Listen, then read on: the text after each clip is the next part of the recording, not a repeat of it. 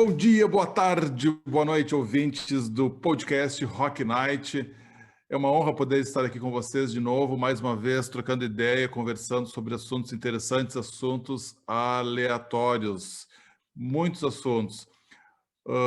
Rock Night também lá no Instagram, rn.conversas. Sigam a gente, você já sabe, a gente também está perdido, mas vamos juntos tentar encontrar o final, o pote de ouro no final do arco-íris. Uau, que lindo isso, hein? Uou. Bom dia, Felipe Guedes da Luz. Como é que tu estás? Tudo tranquilinho?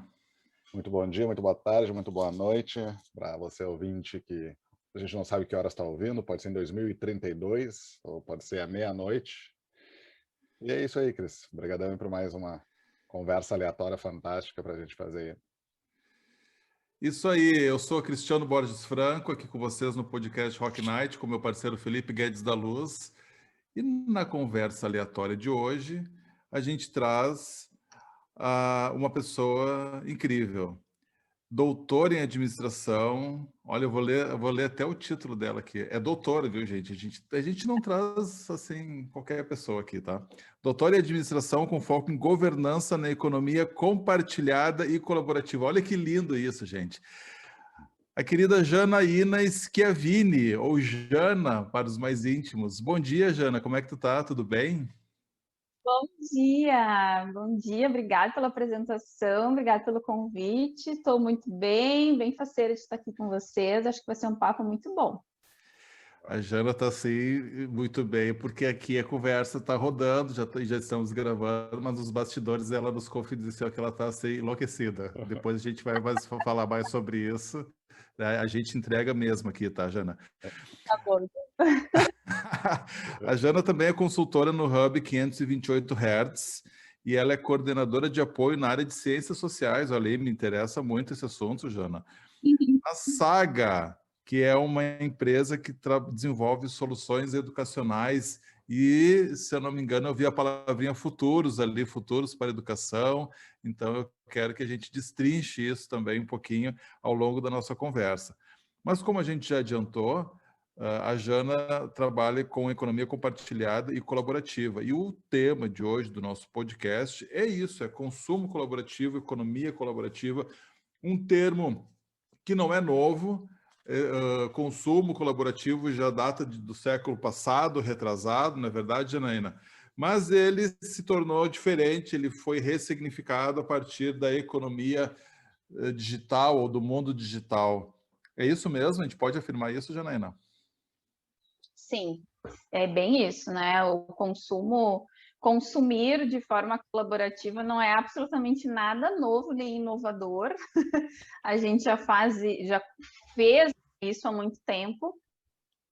O que aconteceu é que ao longo do tempo, e principalmente com o advento da própria economia capitalista, com a ideia da privatização e da individualização do consumo como um todo, isso se perdeu no meio do caminho, né? Mas as pessoas eram acostumadas a compartilhar as suas coisas, compartilhar os seus excedentes, né? Então, era muito comum, por exemplo, as pessoas terem posses compartilhadas ao invés de posses individuais. Mas isso se perdeu, só que justamente em função de crise, né? Acho que foi o grande advento, assim, o grande motivador foi a própria crise nos Estados Unidos, lá por volta, acho que foi 2012, não lembro agora muito bem.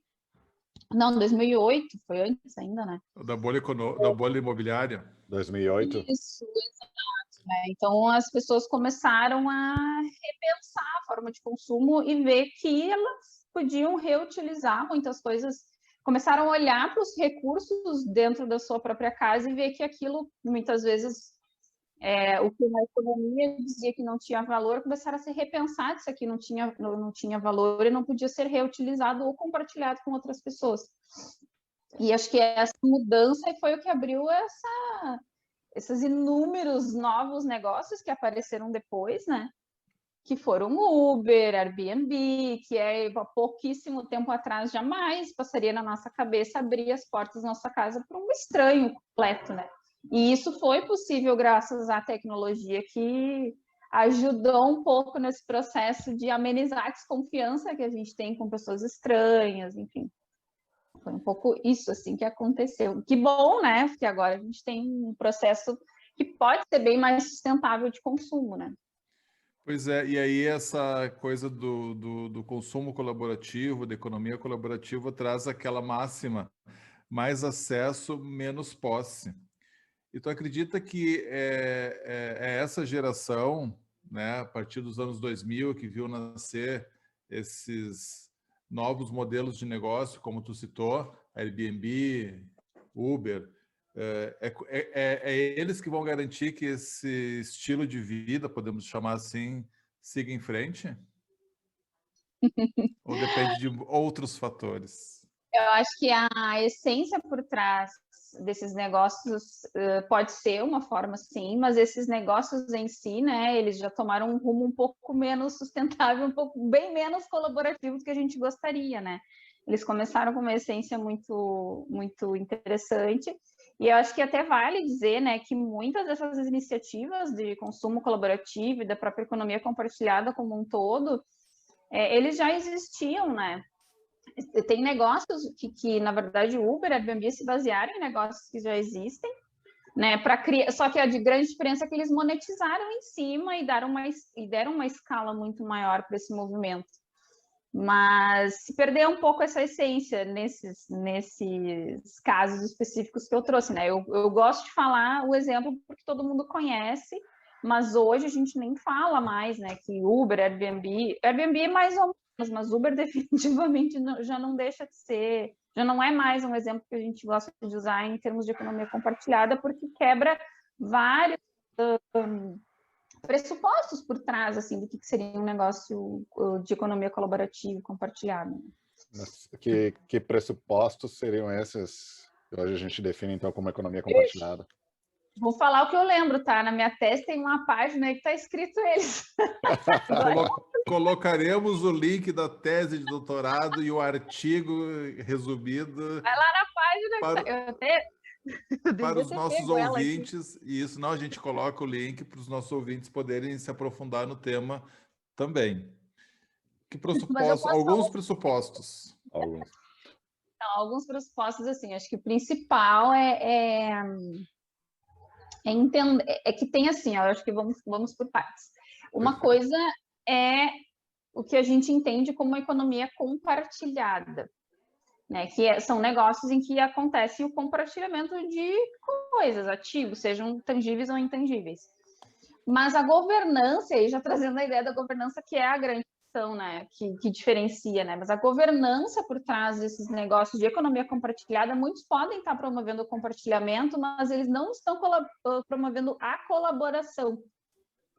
Então, acho que esse é o ponto, assim, e isso é algo que a Rachel Botsman, que é a principal autora, assim, sobre toda a questão de consumo colaborativo, ela que apresentou, estudou e trouxe também tudo isso, tanto para o meio acadêmico quanto para o meio empresarial, assim. Então, ela traz ali que existe essa ideia, essa essência colaborativa por trás, que é as pessoas estarem em contato uma com as outras, digamos assim. Quando tu olha para um negócio, como, por exemplo, vamos supor assim, o Airbnb, ele começou bem com uma ideia mais colaborativa, que eram pessoas interagindo, porque quando tu fala de colaboração, tu não é só compartilhamento de coisas, tem pessoas envolvidas numa relação, num processo por trás. Agora, se eu resolvo assim, tipo, eu vou começar a, sei lá, comprar apartamentos ou alugar apartamentos para comercializar, alugar no Airbnb, tipo, se perde toda essa essência colaborativa e de interação entre pessoas por trás. Então, eu gosto bastante de trazer, por exemplo, o exemplo do Couchsurfing. Couchsurfing, sim, é um negócio colaborativo, porque que é teoricamente gratuito, né? Tu paga uma taxa para fazer parte da comunidade, daí já começa uma outra premissa por trás do sistema de governança, que é mais colaborativo, que as pessoas compartilham a governança da plataforma também. Então, acho que isso é um detalhe importante. Se tu olhar para um Airbnb da vida, até que ponto os usuários, as pessoas que utilizam, seja alugando, ou seja, usufruindo, né, dos locais, até que ponto elas têm alguma influência ou alguma alguma influência, de certa forma, na gestão do Airbnb. Não tem. A gente é totalmente consumidor usuário. Agora, quando tu olha para outras plataformas, isso não é... Tem exemplos em que isso é um pouco diferente. Então, quanto mais a plataforma se distancia dessa essência mais interativa, compartilhada, não só em termos de ativos, mas também de governança, menos colaborativa ela acaba sendo, né? E mais que nem eles chamam, né? Business as usual ela é. Mas ela é um negócio como qualquer outro, não tem tanto essa ideia, tipo, da economia compartilhada por trás. Apesar de que todas elas começaram com isso muito forte. Todas elas começaram com isso muito forte, mas ao longo... E aí é uma hipótese minha, sem nenhum embasamento teórico, mas o que eu acredito que aconteça, né, em muitos, e aí já indo para um espectro ainda maior, assim, não falando só de economia compartilhada, mas de negócios que buscam sustentabilidade, buscam trazer isso, né, na sua essência. É que é difícil esses negócios sobreviverem numa economia extremamente capitalista, é difícil, eles não sobrevivem, eles morrem na praia, sendo bem sincera. Então, eu acho que esses negócios acabaram se adaptando por uma questão de sobrevivência, e isso é uma hipótese minha, de novo, né? Não tem nenhum embasamento por trás, é o que eu percebo e acredito, assim, para sobreviver, porque realmente é difícil. Essa economia, do jeito que ela é bem viciada com algumas premissas aí que não... de escassez muito forte, né? E como a economia colaborativa trabalha muito com essa ideia da abundância, de entender que as coisas se potencializam, né, nas interações no uso, então isso acaba... Isso é o contrário do que a gente tem como economia tradicional, né? Então, é difícil. E hoje, quando a gente pensa... Exato. E hoje, quando a gente pensa no Uber, talvez a ideia que vem não é da colaboração, mas é da exploração, talvez, né? Todo esse movimento dos entregadores, e daí não vale... dos motoristas, digo, né? E aí trago juntos outros modelos de deliveries, de entregas também, que também exploram a mão de obra das pessoas.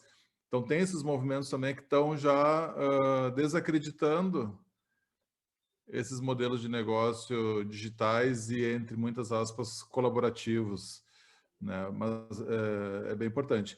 Tu entende que esses negócios, esse retorno, né, por conta da transformação digital, de termos uma economia mais digitalizada e tudo mais,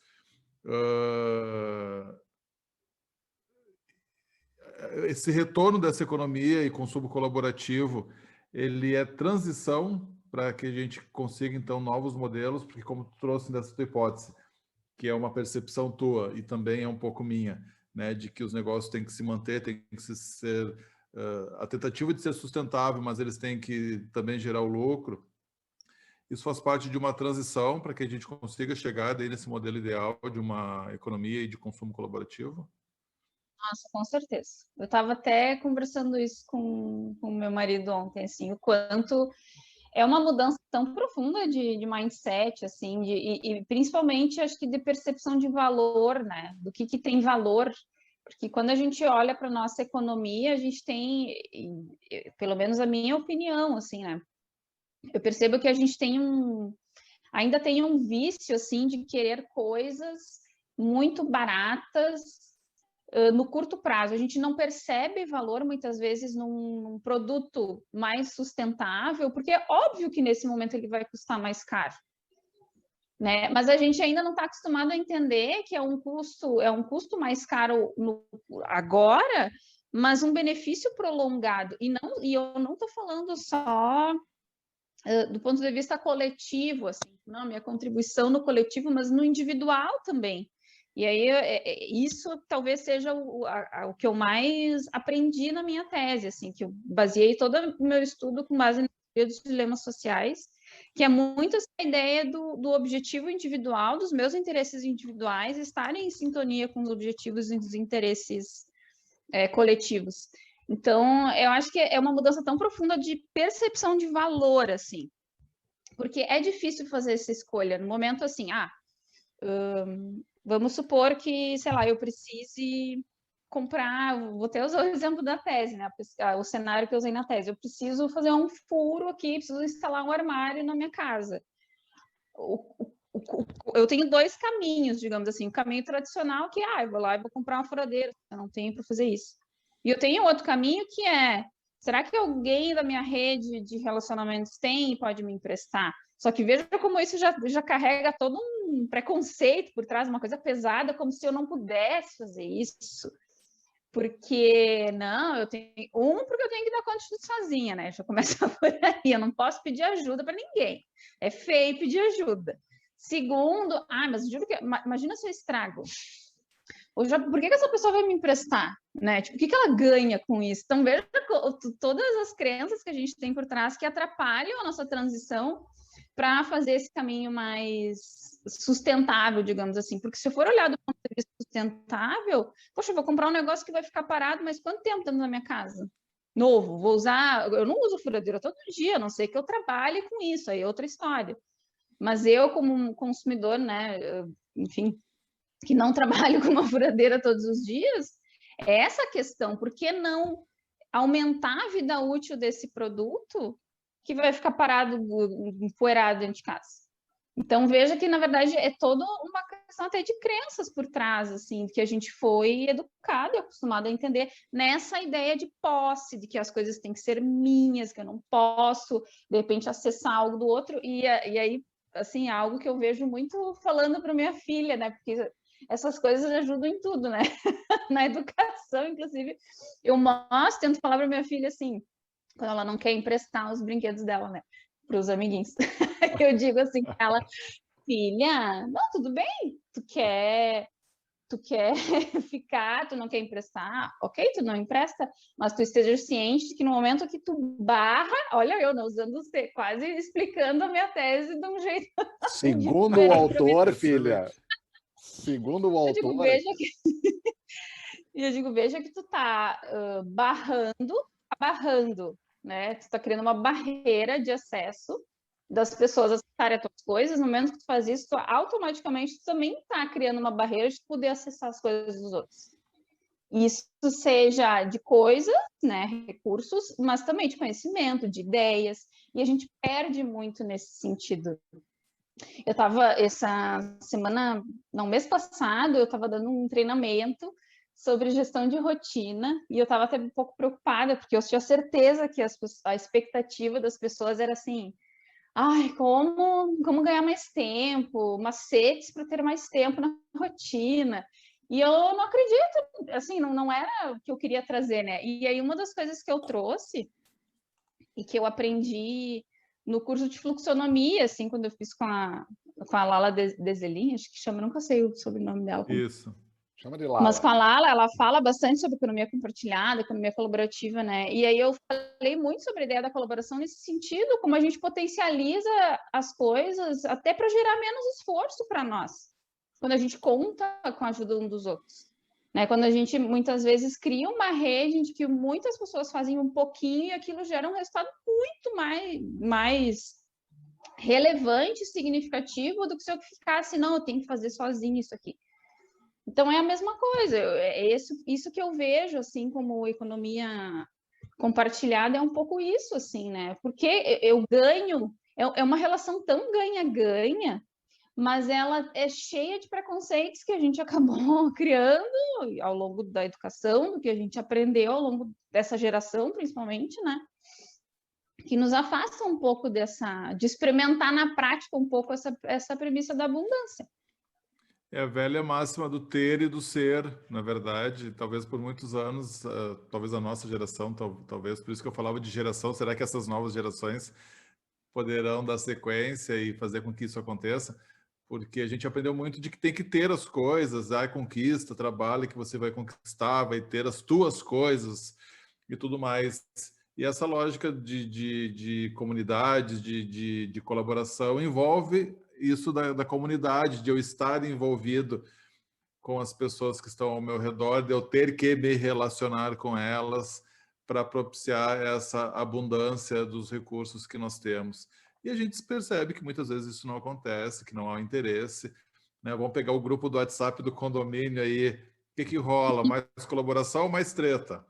Né, os grupos aí dos vizinhos, o que rola? Mais colaboração ou mais confusão, mais briga? E aí, quando fala de política, então, meu Deus, né? E aí você já sabe, aquele cara lá do 400 e tal, do 400, não, jamais quero conversar com aquele cara, porque ele é isso, porque é aquilo, o vizinho da rua tal. Eu percebo muito isso. E aí você vem propor, né? Você não, né? Mas esse movimento, essa lógica de que vamos ser amigos e vamos nos emprestar e fazer juntos, né? Olha, a gente precisa evoluir um tanto ainda. Mas a gente sabe que tem muitas iniciativas que isso rola e são iniciativas lindas. Cada vez mais a gente vê também grupos de vizinhos se organizando para reconstruir as praças, para melhorar a infraestrutura do bairro. Então, tem para construir hortas comunitárias, melhoria dos jardins. Eu acho que isso também faz parte da economia colaborativa e da sociedade em rede, né? Com certeza. Tu trouxe o exemplo... Oi, vai.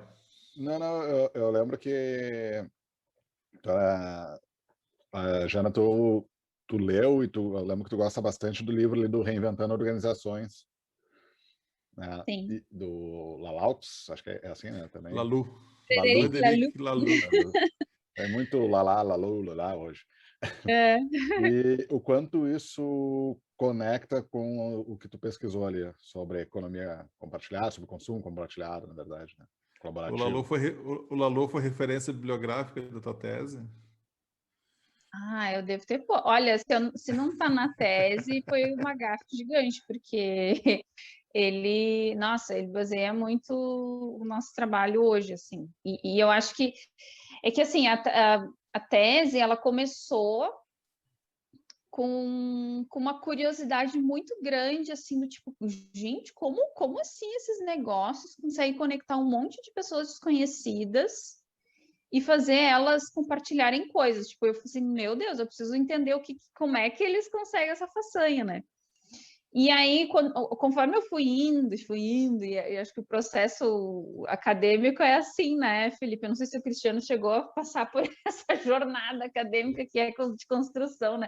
Mas a gente começa com uma ideia, daqui a pouco lê outra coisa e aquilo vai indo.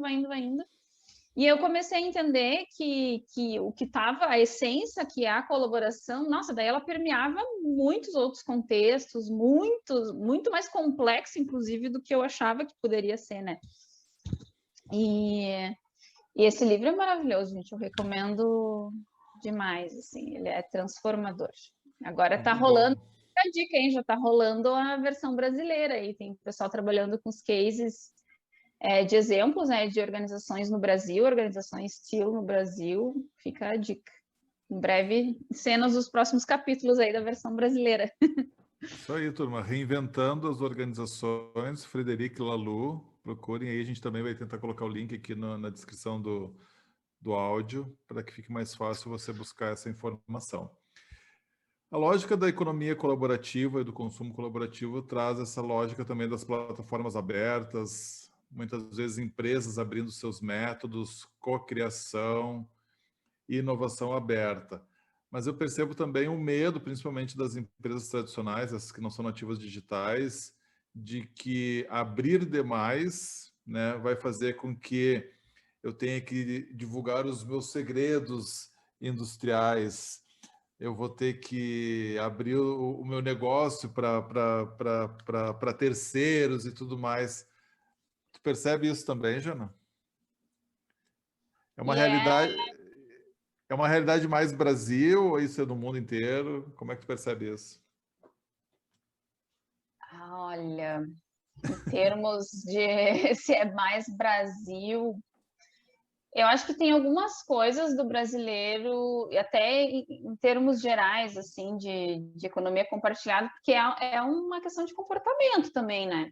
Então, o que eu sei, assim, é que a questão da desconfiança, ela é mais forte, sim, no Brasil, mas em função do próprio ambiente institucional que a gente vive como país, que é um ambiente extremamente inseguro, e isso acaba gerando, né, que a gente tenda a não ter, alguns negócios terem essa dificuldade de alavancar aqui, por causa dessa desconfiança institucional, digamos assim, né, do que o Brasil o brasileiro como é que é? Do jeitinho brasileiro, que sempre vai passar a perna, como é que eu vou sair emprestando minhas coisas? Esse cara vai me roubar, nesse sentido, assim, que talvez em outros países não seja tão forte, mas não porque eles têm alguma característica cultural, mas é que o ambiente institucional do país é mais seguro e isso acaba... a pessoa entende que se alguém fizer algo errado, a punição ela é tão grave e ela vai acontecer. No Brasil, a gente tem muito isso, a gente sai fazendo um monte de coisa errada e não acontece nada. É um pouco nesse sentido, assim.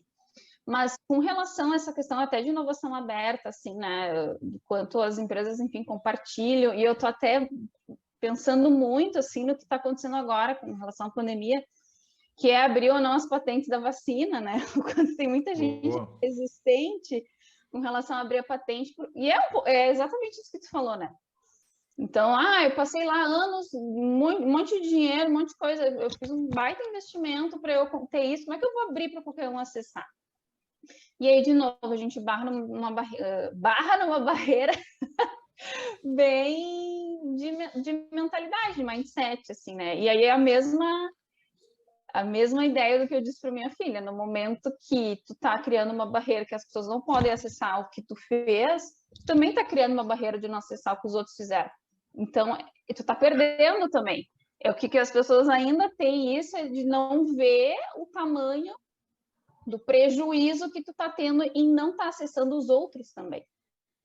Então, é uma mudança profunda, de novo, né, de mindset, mas eu acho que até trazendo um pouco, você falou das futuras gerações, assim, eu acho que elas nos ajudam muito a tornar irrelevante essas coisas, a tornar sem lógica, tipo, como assim não tem mais lógica isso? Tipo, acorda, você tá perdendo, não é? E, de novo, assim, que eu acho que eu falei, não sei se eu escrevi com essas palavras na minha tese, mas eu já escrevi outras vezes, assim, que não é uma questão de ser bonzinho, sabe? Não é uma questão, eu sou boazinha, eu sou legal, eu tô ajudando o meio ambiente. Não é isso, gente, é uma questão bem ética mesmo, sabe? De ganha-ganha. Se não tá abrindo, tu tá perdendo.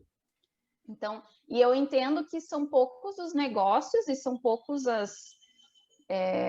enfim, as pessoas que têm essa coragem de dar esse passo, porque é um passo difícil mesmo, né? Tu fica com a sensação que tu vai perder muita coisa. E tu tem que arriscar, se surpreender, que tu acaba perder, parece que vai perder, mas tu ganha muito depois. Um exemplo que eu posso dar, porque eu odeio falar um monte de coisa e não dar um exemplo, né? Parece que fica tudo no ar, assim. Eu sempre gosto de dar exemplo para não ficar no ar, assim. Gostamos de exemplos. Mas um exemplo que eu gosto muito, assim, que eu acho bastante inspirador é a Mercor, né? A Mercor é uma empresa de Santa Cruz do Sul aqui, que é um case muito legal, assim, que eu vejo que é uma empresa que aceita lutar, andar contra a maré, né? Fazer um esforço muito grande ao contrário do que todo mundo está fazendo, tipo, tomando decisões que para talvez outras empresas pareçam ser um absurdo, assim. E mostrando que não que são escolhas difíceis, mas que às vezes é um tempo de espera para aquele resultado vir. E, de novo, né, uma mudança de percepção de valor e de prazo também. A gente quer muitas coisas para agora. Eu faço hoje, eu quero resultado amanhã. Não é assim, gente. Tem coisas que precisam de um tempo de construção. E eu acho que não é todo mundo que está... Não é nem querer, mas eu acho que não é todo mundo que tem, muitas vezes, até possibilidade de ter esse tempo de espera, entendeu? Uhum. De sustentar esse momento ruim. Eu acho que até uma vez o cara da marca falou um negócio que é muito isso, assim, tipo, sabe quando tu tá entrando no mar e aí tu vai levando caldo, até que tu chega naquela calmaria ali, sabe? Então não é todo mundo que tem a disposição, recurso também, né? E tem essa possibilidade de ficar ali, sabe? Botando muita energia, tendo zero resultado para depois, sim, tu conseguir ver aquela construção. É a lógica do plantar, ou como tu trouxe da construção, de construir os alicerces e tudo mais. E adorei essa metáfora, essa analogia do mar, porque é isso, né? Esse movimento de atravessar as ondas é o de aprender, é o de falar sobre, é o de evangelizar, é o de falar da importância, é de pensar em sonhar. E eu percebo esse movimento deles, né? Eu já acompanho também há muito tempo e eles estão nessa caminhada, nessa jornada, né? De falar sobre e de construir. Eu acho que isso é bem importante também. Um outro exemplo, né, já que a gente está na lógica dos exemplos, me ajudem a dizer se isso é um bom exemplo ou se é um exemplo. Existe um movimento aqui na Serra Gaúcha que chama Hélice, que conecta, é um grupo de empresas que discutem problemas em comum, e aí, a partir dessa necessidade de uma resolução, eles vão atrás de startups que possam solucionar esse problema de todas essas organizações. Então, assim, esse movimento, eles não estão abrindo os seus segredos industriais, não estão abrindo suas patentes, mas eles estão colaborando e não sei se é colaboração, isso eu acredito que sim. Estão falando das suas dores para buscar uma solução que atenda a todos eles. Talvez uma solução mais barata, mais rápida, por isso essa ponte entre as startups. E o mais bonito disso é que agora esse movimento, né, do Hélice, eles estão abrindo a metodologia deles para que esse movimento possa acontecer também em outras regiões do estado. Então, eu acho que isso é um indício também de colaboração, de poder trabalhar cooperação entre as empresas. E, de novo, sem o medo de eu ter que precisar abrir os meus segredos industriais e revelar o molho secreto do meu negócio, né? Trazendo o molho secreto para cá. Mas eu queria falar desse movimento aí que eu acho bem bacana. Tu conhece esse movimento, Janaína? Já ouviu falar? Não, mas já adorei. Acho que é muito um exemplo de colaboração, assim, de quebrar essas barreiras, né? De poder acessar o conhecimento um do outro.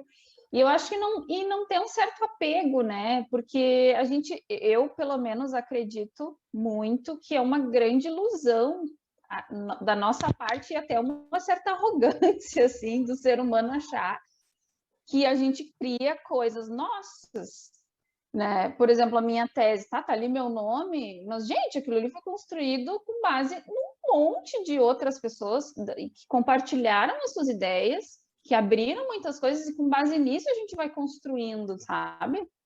Então, eu gosto bastante daquele conceito do Murilo Gun, né? Quando ele fala de criatividade, que na verdade é uma grande combinação de coisas que já existem, não é? Ai, nossa, que coisa diferente, que inovador. Pode até ser pessoas, assim, iluminadas, não sei qual é o termo que a gente pode falar, mas que sei lá, tem uns insights realmente muito adiantados, né, muito à frente do seu tempo, mas no geral, a grande parte das coisas que a gente vê é uma grande combinação, ou uma coisa que já existe que tu aplica num contexto diferente e aquilo parece uma grande inovação.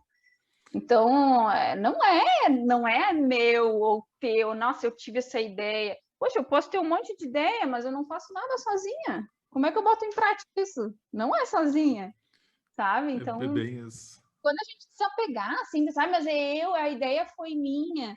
Ai, gente, eu acho que já é meio perda de... Eu, pelo menos, acho que é muito mais importante a gente estar olhando para o resultado que a gente vai gerar juntos e o quanto esse resultado vai beneficiar a mim também, do que ficar o que é meu, o que é teu.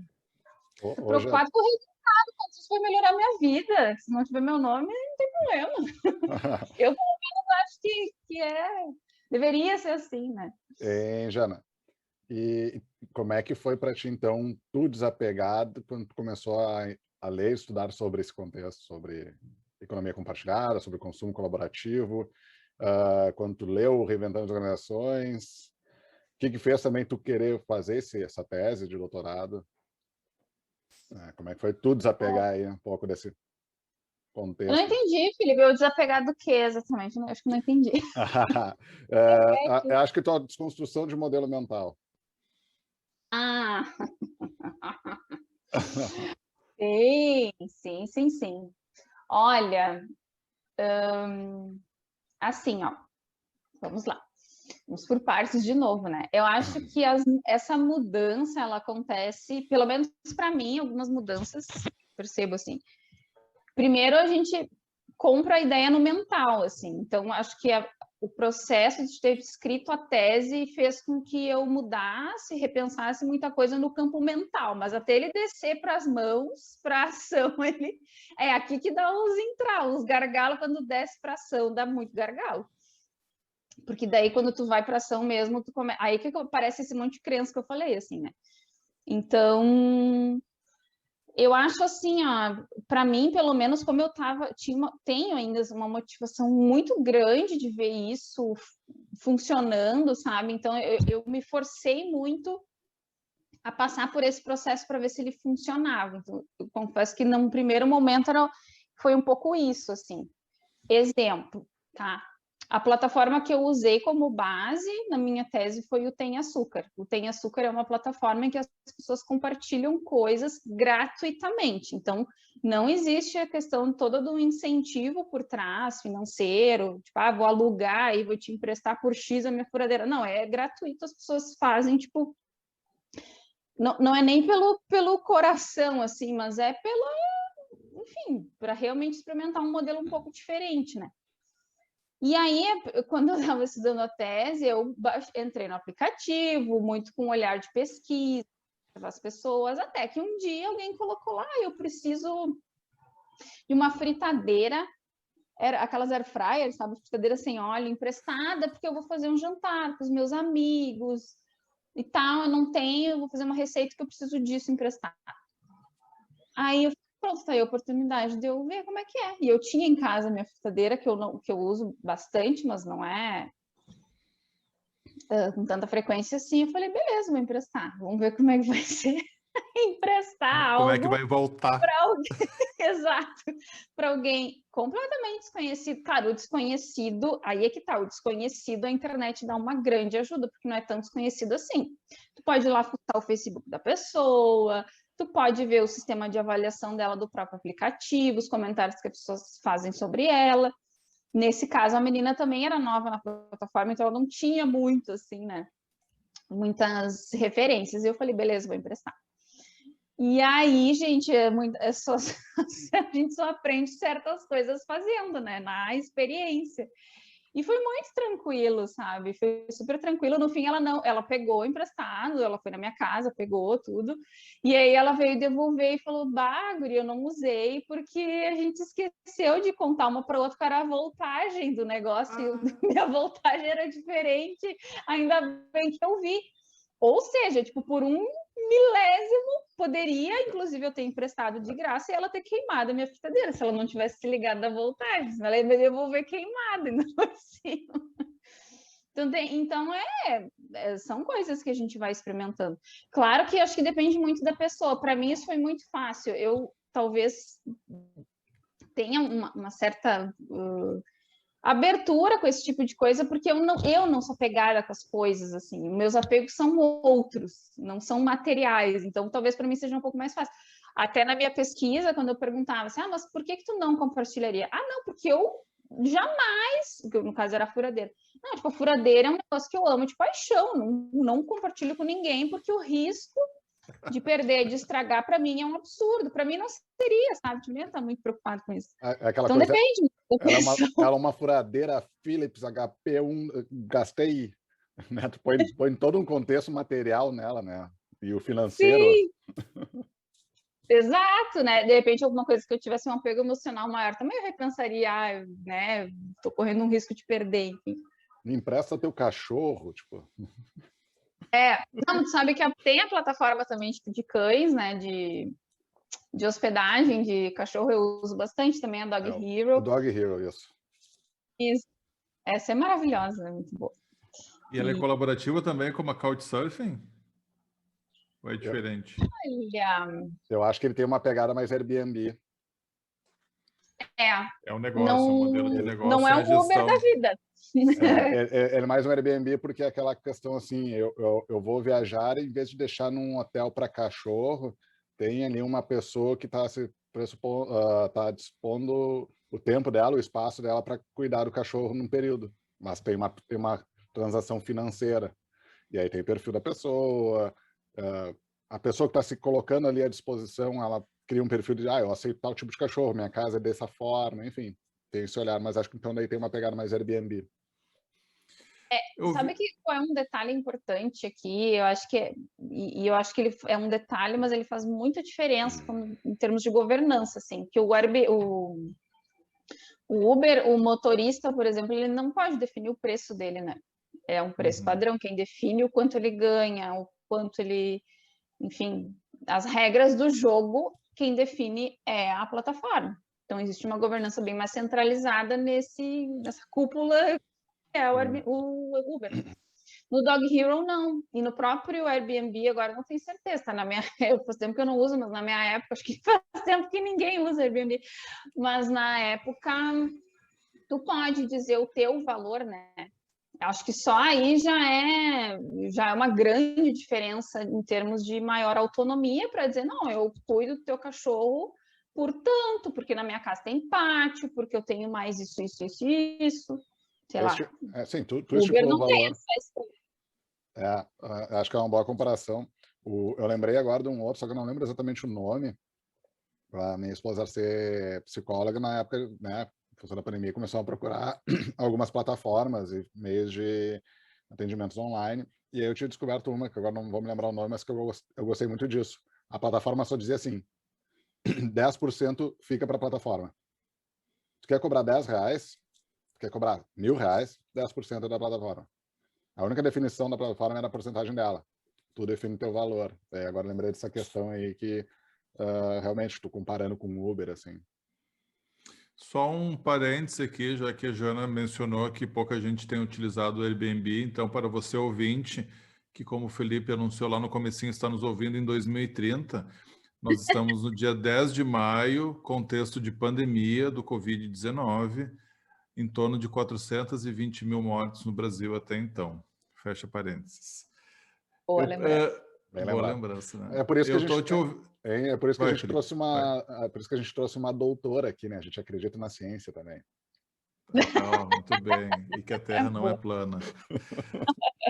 Te ouvindo, Janaína, eu comecei aqui a pensar coisas sobre transformação digital. Eu tinha aqui uma pergunta para ti sobre isso, de relação da economia colaborativa com a transformação digital, e tu já explicou isso lá no começo, né? Que foi possível o retorno da economia colaborativa por conta dos mecanismos de novos modelos, principalmente modelos de negócios digitais, tu citou os exemplos.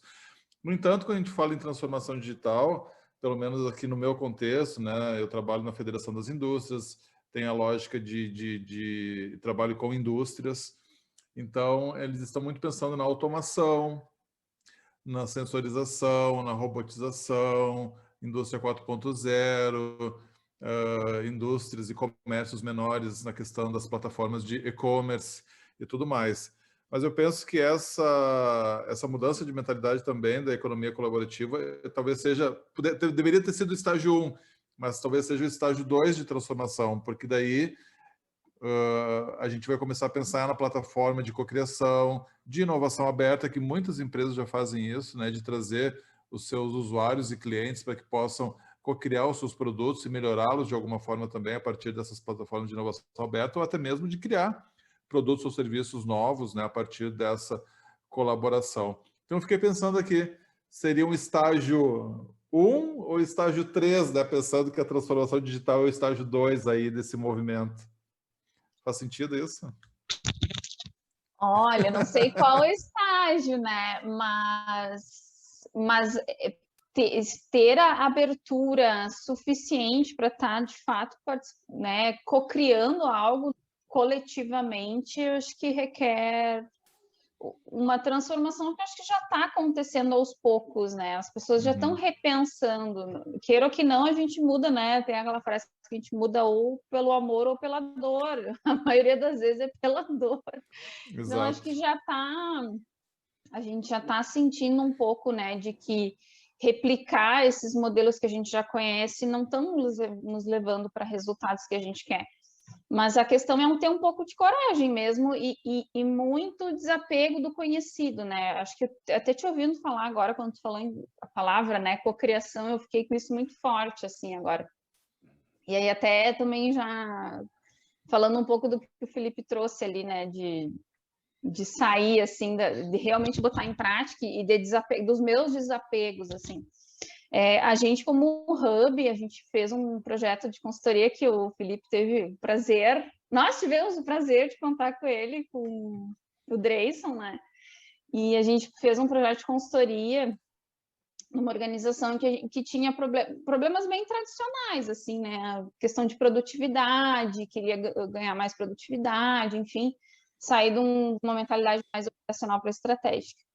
E quando a gente começou o processo, olha que é em tudo, né? Em todos os contextos a gente vê isso muito forte, essa ideia assim de desapegar da posse, do controle. Então a gente começou a ver, a gente como consultoras, a gente percebeu já de cara o que estava acontecendo e o que a gente faria para mudar aquilo. Mas se tu está disposto, tu está defendendo, tu quer fazer o trabalho de uma forma colaborativa, de uma forma co-criada, já ir para o negócio dar certo, para realmente ser isso, tu tem que abrir mão do que tu acha com relação às coisas. E tu tem que estar aberto à realidade, assim, que eu acho que é muito... Eu estava dando um treinamento esses dias sobre gestão de resultados. Eu falei, né, gestão de rotina e gestão de resultados. O que eu mais usei foi esse livro, que eu acho que vocês devem saber. Scrum. De cavalo, do Scrum. Deixa eu ler aqui para o povo. Scrum, a arte de fazer o dobro do trabalho na metade do tempo. Muito bem. E já serve de exemplo, gente. Esse livro eu não comprei. A minha querida sócia Xana me emprestou, porque eu sabia que ela tinha. Não gastei meu tempo comprando, tá? Ela me emprestou, agora vou devolver para ela. Mas, assim, e uma coisa que me chamou muita atenção nesse livro é isso, assim, tipo, saia do mundo da fantasia e entre no mundo da realidade. Então, eu acho que tu vai participar de um processo co-criado, tu tem que ir para a realidade. O que esse grupo de pessoas consegue fazer hoje? Sair do ideal, o que é possível mudar hoje com base nesse grupo, nessas crenças, no que está acontecendo hoje. E aí a gente tem que abrir mão, muitas vezes, daquele resultado. Acho que isso foi um grande aprendizado para mim, assim. Abrir mão do resultado que tu quer. Eu acho que seria ótimo se fosse assim, assim, assim. E não, se tu tá trabalhando num grupo de pessoas, tem que desapegar do teu resultado esperado e se colocar à disposição, todo mundo se colocar à disposição daquele grupo e não ter um certo controle do que vai sair daquilo. Exato. E eu acho que e aí fazer isso é doído, gente, não é fácil, porque nós como consultoria, pelo menos o que mais pegou para mim foi, mas ele está nos contratando para gerar um resultado, que tem que dar um negócio, tem que dar alguma coisa certa aqui. Como é que eu vou abrir mão disso? Então, abrir mão disso foi muito difícil, mas a gente fez.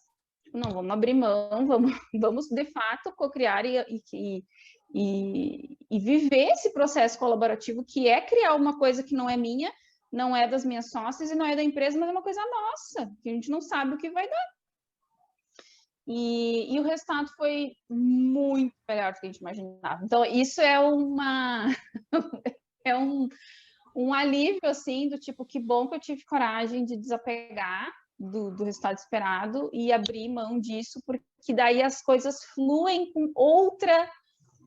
de outra forma, quando tu não fica trancando alguns processos, né? Jana, e eu acho que essa tua fala corrobora com a minha colocação, porque a gente vê, né, essas metodologias de inovação, de cocriação cada vez mais e emergindo cada vez mais, ferramentas do design para apoiar a construção e a colaboração. Então, a gente está vendo essa palavra aparecer no nosso dia a dia cada vez mais e das organizações cada vez mais, e as empresas perguntando como é que eu faço isso, como é que eu cocrio, como é que eu colaboro. Mas aí por trás está muito forte essa lógica da confiança, que é fundamental, que a gente tem que aprender, né, ou a confiar nos outros, a confiar nas equipes, nos times e tudo mais. Eu vi um programa de TV outro dia e me chamou muita atenção quando a gente falava em confiança antes, que em um país, acho que é Cazaquistão, Uzbequistão, uma coisa desses estão aí, o pessoal no mercado é que faz a pesagem das suas frutas e legumes. E daí vai lá ter um painel com o número daquela fruta, você vai lá, aperta, né, a referência e ele pesa e dá o preço, e depois passa no caixa e tá tudo ok, né? Então, isso é a lógica da confiança, que alguns países têm isso já estruturado, né? Daí perguntar, mas ninguém passa a perna, né? Daí, eventualmente, a caixa faz uma checagem aqui, uma amostragem, né? De cada 10, ela pesa, mas é só para conferir se está tudo certo a partir de uma amostragem. Então, assim, o quanto a gente tem que avançar para isso, né? Para que a gente consiga estabelecer essas relações de confiança para que a gente consiga emergir no novo modelo, né, de sociedade e tudo mais.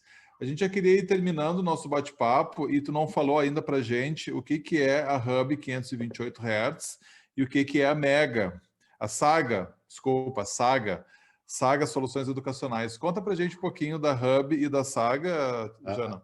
Até a minha pergunta era o que é o 528 Hz, né? Ah, sim.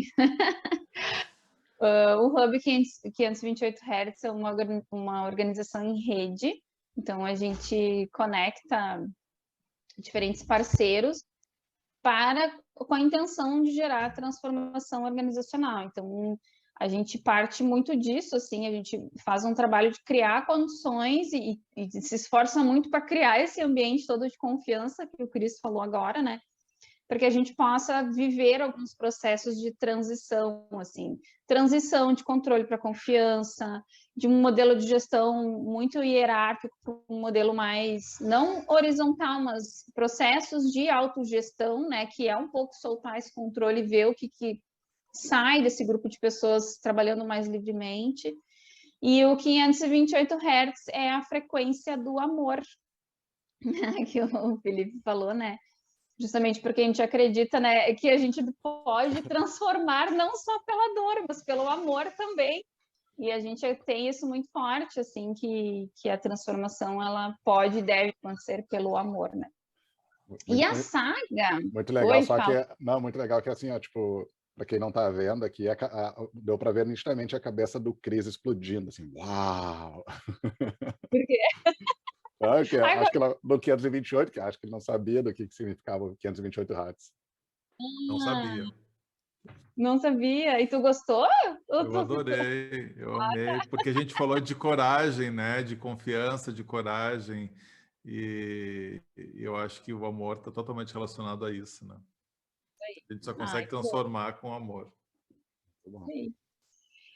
E a Saga é uma organização que faz parte, agora até mudou há pouco tempo, antes era Grupo A, agora é Plataforma A, eles trocaram o nome agora, mas é uma empresa de educação e tem várias frentes, né? Trabalha, enfim, tem toda a parte editorial. Eles começaram com uma editora de livros, hoje tem outras frentes. E aí, conectando um pouco com o futuro da educação, né? São novas tecnologias vinculadas à educação.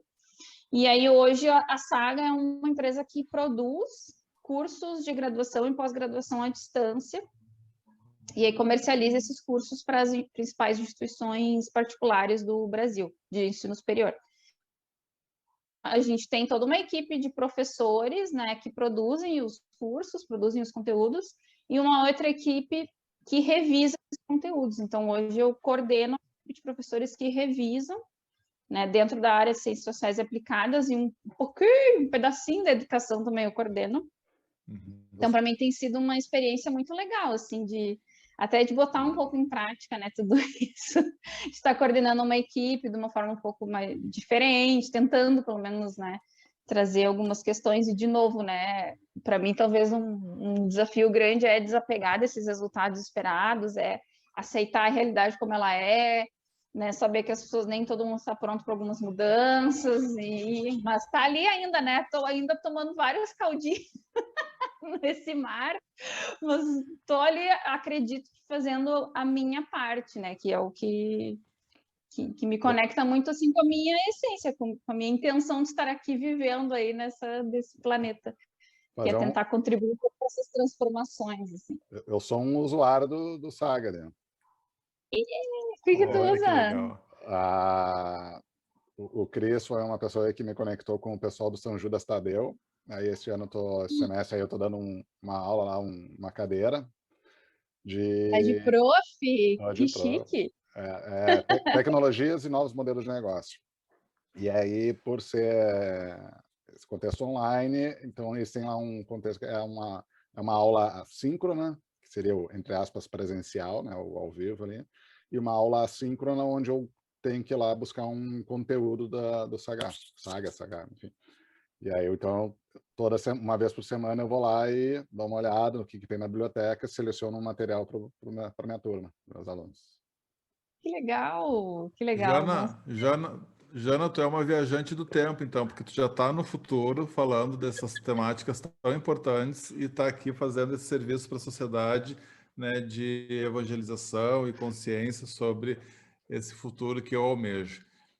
Uma fluxonomista, né? Adorei saber disso também. E para a gente finalizar, então, essa conversa incrível aqui contigo, eu queria que tu criasse uma visão de futuro aí para gente, do tempo que tu quiser. Pode ser um futuro de 100 anos, pode ser um futuro de 5, né? Sobre esse movimento todo do teu trabalho, da economia colaborativa, do consumo colaborativo. Como é que é o nome da tua filha? Lívia, E da que está vindo, a Lívia. o Augusto. Então, como é que você pensa o mundo para a Lívia e para o Augusto? Cara, Conta para gente aí, olha, para a gente finalizar. eu vou finalizar até trazendo como eu conheci o Felipe. Opa! Eu e o Felipe nos conhecemos num curso, né, Felipe? Numa imersão com a Marcele Xavier, que é uma pessoa incrível também, eu admiro demais o trabalho dela. Sigam lá o Instituto Amuta, que nos ensina muito essas questões de relações, de viver em comunidade.